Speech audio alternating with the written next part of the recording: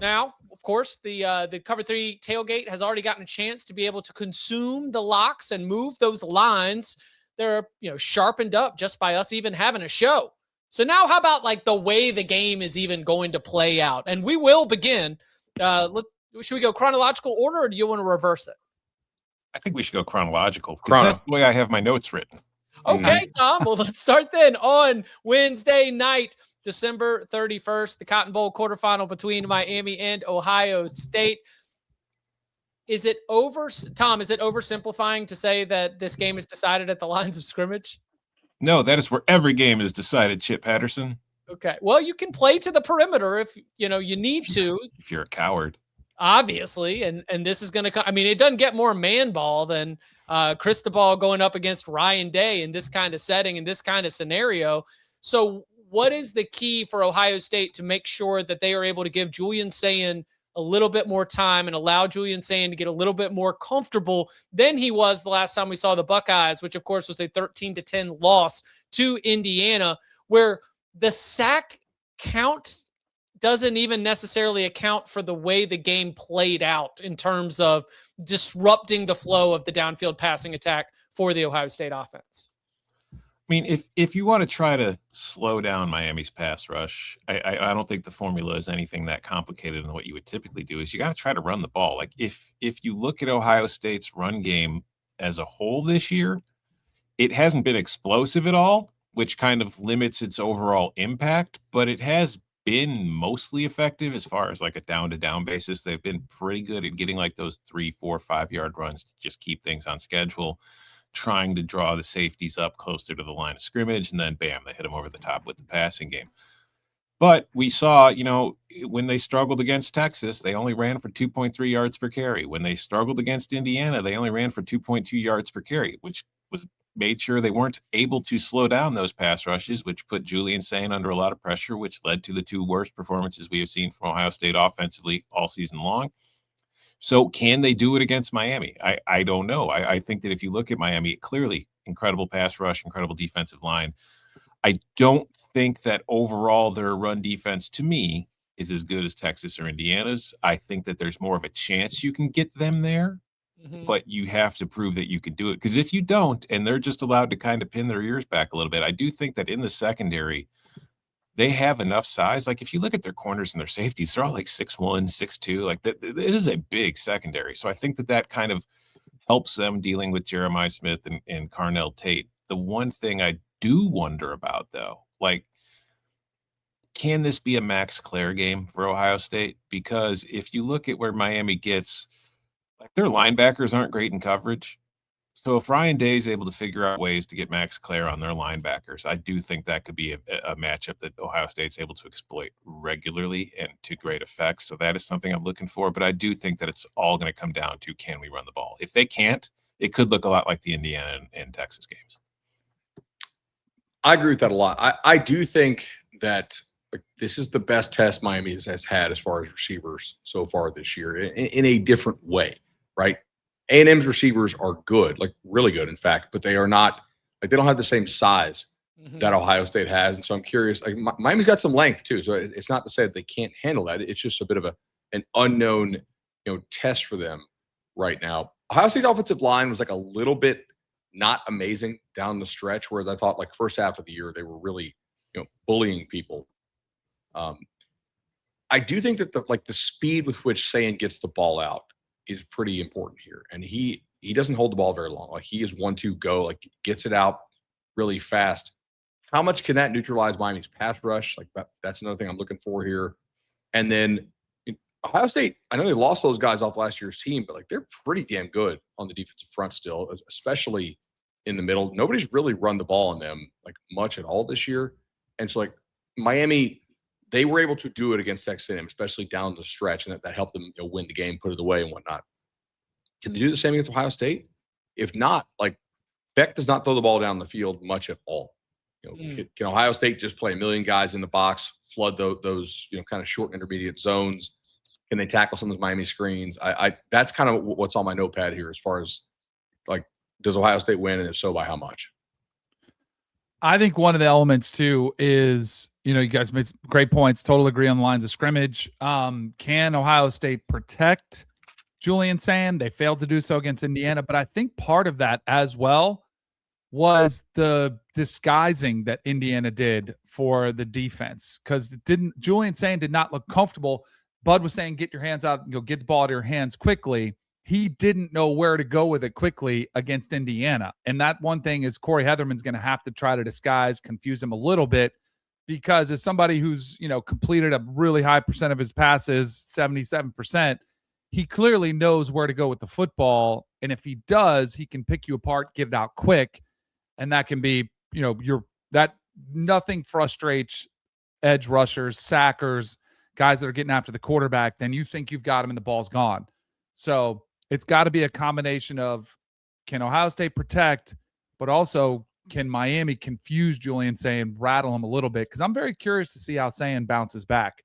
This is a real first piece of adversity that he's faced, in his career, with a rough game. Not that he cost him the game by any means, but where he did not put up the numbers he was used to. He just looked a little bit confused, like a first-year starter. Miami's going to have to do the same if they want to pull off this upset. I wish that, for the purposes of trying to figure out what to expect from Carson Beck in this game, I wish that the Texas A&M win wasn't so obviously impacted by the wind. Right. Yeah. I mean, you just have to. I can't be like, ooh, he didn't throw an interception. Well, yeah, he didn't push the ball down the field, because if you tried to throw it this way more than 10 yards, it's going to end up way over here. So, yes, it was his worst passer rating since the Louisville game. Yes, 103 passing yards and 5 some odd yards per attempt ain't going to do anything. Oh, he didn't throw an interception. Is that good? It's like, well, but he didn't really put the ball in danger either. He didn't even take the chance on it. And his one touchdown was a fly sweep.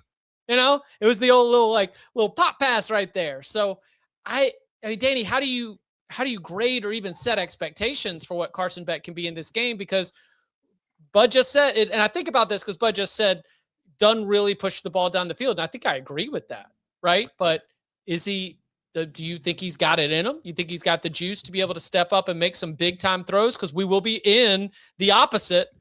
We'll be in a controlled environment. He should be, if there's any place where he can step up and show some of the physical tools that at one point had him declaring for the NFL draft, he should be able to show it in the Cotton Bowl. I think they had some shot plays called in the first half that they missed. And then they were like, we can't throw those. It's just way too low a percentage in the wind. So they did. I think they'll take some shots, and I might be biased anytime you see something in person, but I mean, seeing him Tallahassee, he had some beautiful deep balls. But that was, that Florida State was good. It was a hostile environment at the time. We thought it was going to be a better one, but I still think he's got it in him to make those throws. The problem is the timing of when they come. Do you get it right? Do you get that matchup? I clearly think he can hit them. Do you protect him in those situations? And then if you dial up one of those big throws and they're covered, they don't bite on a play action, or they're just not there. Does he have the acuity to just say, all right, I'm going to check it down. I'm going to get out of this. I'm not going to make a big mistake. I mean, that clearly is something that still would follow Carson Beck because of the history he's had even this season. But the bottom, last month of the season, he's protected the ball really well. And before the game against Texas A&M, they were still pushing the ball downfield somewhat. So I think they'll take some shots. I don't think they're going to be asking him to sit back there and pick apart Ohio State's defense by any means. I think you have to take those shots, honestly. Just to keep them honest. Ohio State's defense, first of all, very, very talented. No questioning there. But it's also very disciplined. And they don't make a lot of mistakes. So you kind of have to do stuff to try to get them out, like whether it's RPOs or vertical routes, just to see if you can get somebody into making a mistake and blowing a coverage and getting a guy open and hitting a shot.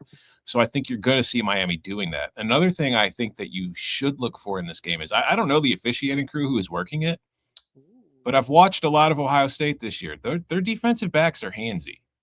And if you get a crew that is not so forgiving about contact between defensive backs and receivers, you could draw a lot of flags on this team, and that could be something that Miami looks for to take advantage of. But I think, kind of like we discussed with Ohio State, Miami's going to have to try to run the ball here to slow down that pass rush because their offensive line did a phenomenal job against Texas A&M in College Station. Like Cassius Howell did not have a very good day. Maui Goa was pretty much in his ass. But the difference here is Ohio State has a lot more depth along its defensive line than I think Texas A&M does, and a lot more talented depth. Like Ohio State had 7 different guys on their defensive line take at least 200 snaps this year. They will be fresh in the fourth quarter. Will Miami be able to hold up? Will their offensive line start wearing down? Because that's what Ohio State's defense does to you. It just wears you down. And in the fourth quarter, the dam is typically broken by then if it hadn't before. So that's going to be very interesting for me. So I think you have to take shots. You have to do stuff to try to get them out of their spots. And you also just have to figure out a way to keep them in front of you. Don't let them get in the backfield because we know what Carson Beck does when he gets pressured. He just panics. That's the kind of thing that really hurts your ability to, load up your all conference and all America teams, right? Because Caden McDonald was an all American for us, but you talk about just the depth that they have along the defensive line. Just the counting stats aren't necessarily going to be there, but when we're talking about winning a championship, man, they're going to be better. The deeper this season goes, they're going to be better. They're going to be fresher. And they're doing it after they lost almost the entire defensive line to the NFL from last year's national title team. The poverty situation that Ohio State has when it comes to talent along the defense. Just how do they fit all that under a $20.5 million cap? Yeah, that's right. Because the cap's real, right, bud? That's right. But any last sort of matchup points that you've got your eyes on here for Miami, Ohio State? I just think like the number of special pieces that they have at safety and at backer for Ohio State is really going to matter so much in this game when it comes down to chasing around Tony. I mean, Tony is not a guy, for the most part, who they throw the ball like super downfield to. And so like their ability to match him, to close distance and close space and get him on the ground is, I mean, if Miami's going to win this game, he probably needs 10 targets. Like just getting the ball in his hands in a variety of ways. I mean, again, you see most receptions here in the season by freshman ACC history, Malachi Tony with 89. I just think that's where this Ohio State defense is very different to me than most of the other defenses in the country.